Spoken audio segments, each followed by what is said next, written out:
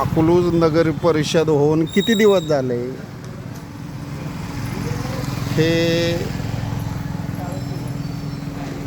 ग्रामपंचायत अकलूज वाचनालय आहे, इथं सद्भाव वाचनालय म्हणून आहे, ग्रामपंचायतच आहे, पण त्याच्यासमोर हे एवढं अतिक्रमण आहे. हे निघणार कधी? आणि ग्रामपंचायतचा बोर्ड अजून निघलेला नाही. नगर परिषद होऊन किती वर्ष झाले? नगर परिषद येऊन किती दिवस झालं? बोर्ड तसाच आहे बाबाल. ते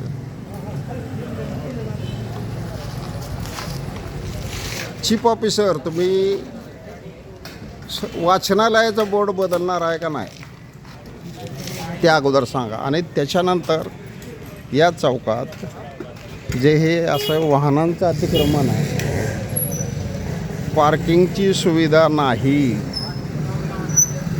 तर त्याच्यानंतर हा चौक आला, हे जामदार कापड दुकान, आणि त्याच्या समोरच्या बाजूला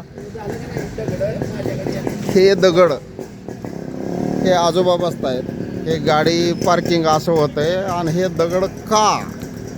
हे नगर परिषदेला किंवा चीफ ऑफिसरला जे हे ते नगरसेवक आहे त्यांना दिसत नाही का?